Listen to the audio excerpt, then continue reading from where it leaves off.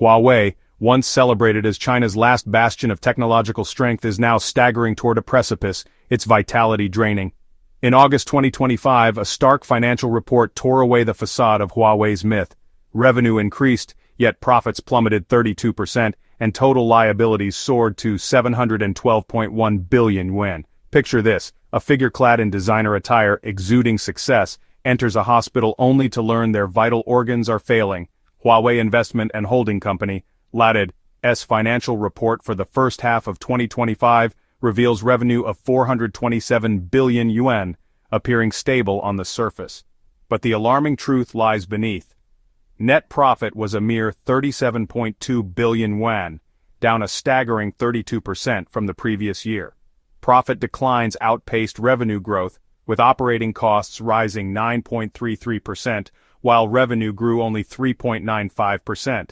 In essence, the more Huawei sells, the faster it loses. The report cloaks this in lofty terms: impacts from R&D investments, strategic spending, and external environment shifts. Yet the reality is far grimmer. Huawei is pouring vast sums into initiatives like the HarmonyOS system, hundreds of billions annually, with scant market response. In smartphones, Huawei once captured China's high-end market, but globally it remains firmly overshadowed by Apple and Samsung. The financials even disclose a 5.836 billion yuan loss in fair value change gains. For a non-publicly listed company, such losses signal a dire warning. Internal management is deeply flawed. More troubling is Huawei's total debt, reaching 712.1 billion yuan by June 2025. To put that in perspective, it equals the annual fiscal revenue of a mid-sized province, or the combined debt of 3 Evergrandes. What does this signify? Huawei is no longer merely a company, it has become a colossal debt vortex. Many claim Huawei fears no losses backed by the state, but how long can the state sustain this support? Evergrande, Country Garden, and Sunac, once real estate titans, fell into the abyss under the illusion that the government would never let them fail. Huawei once hoped cloud computing would replace its smartphone glory and uphold a new narrative of success.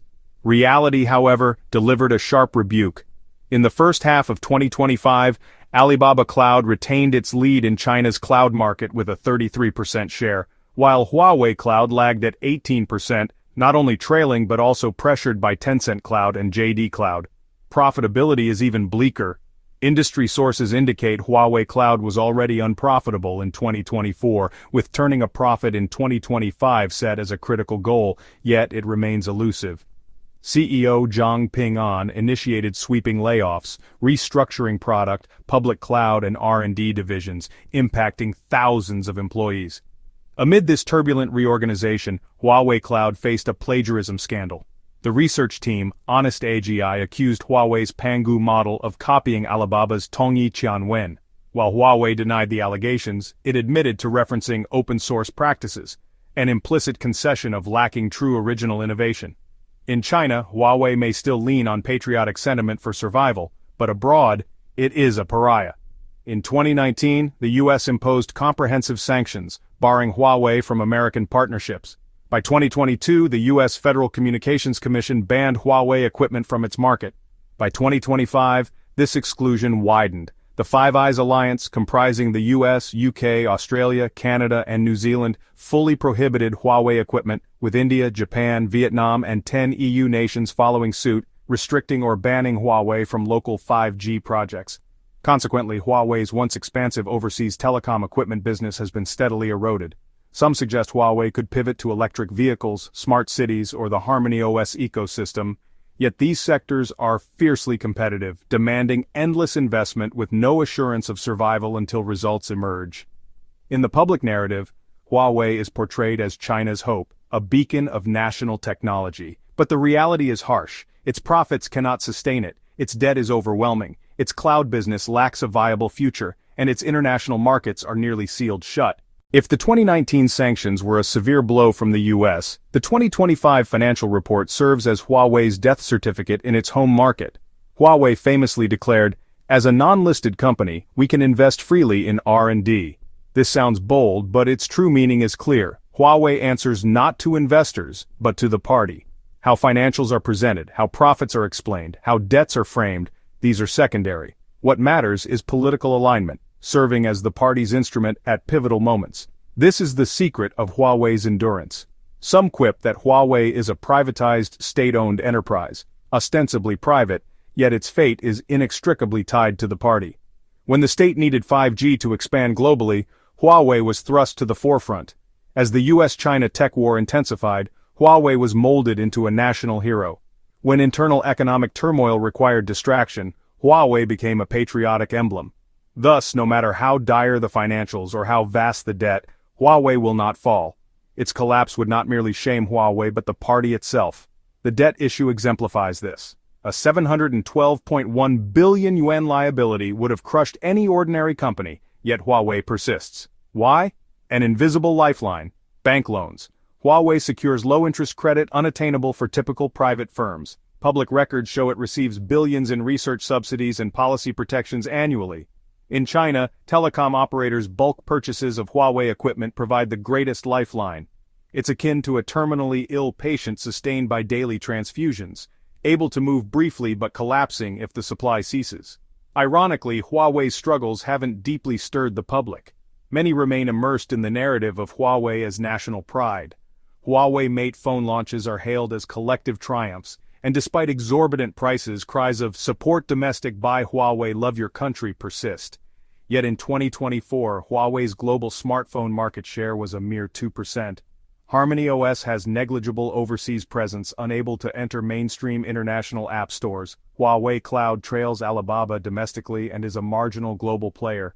Patriotic fervor is merely another lifeline funded by ordinary citizens' wallets. Why has Huawei reached this point? It's not solely Huawei's issue but a reflection of China's broader economic challenges. Debt accumulates relentlessly. Local government debt exceeds 70 trillion yuan, with Huawei's 712.1 billion, a mere fragment. Revenue rises, but profits don't.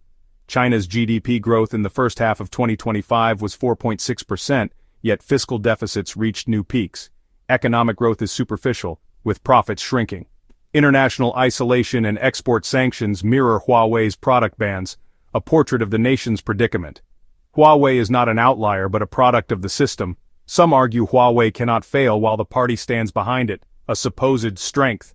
But isn't this more a curse? Without market competition, capital discipline, or transparent accountability, Huawei can never truly thrive. It survives on the party's transfusions, precluding it from reclaiming its former dominance in Europe, or challenging the US. Huawei can only linger in the domestic market, feeding on dwindling nationalist sentiment. A company that cannot fall is also one that cannot truly rise. Viewed broadly, Huawei's tragedy mirrors that of the Chinese economy: false prosperity juxtaposed with crushing debt, patriotic zeal against market elimination, party transfusions fueling growing dependency. Huawei is not merely a company, it's a mirror reflecting an opaque, constrained economy bound by politics. Its financial report is not just data, but a diagnosis of systemic malaise. Its debt is not merely numbers, but chains tightening around the Chinese economy. The harshest truth? Huawei will not collapse, nor will China's economy, not immediately. Both will linger, sustained by transfusions, slowly decaying, heading toward an irreversible path. When you hear Huawei lauded as China's pride, consider this. How much pride can a company claim when it survives on party support, is burdened by debt, and hemorrhages profits? Huawei's tragedy is China's tragedy. Thanks for watching and joining us on this journey to unveil China's many layers.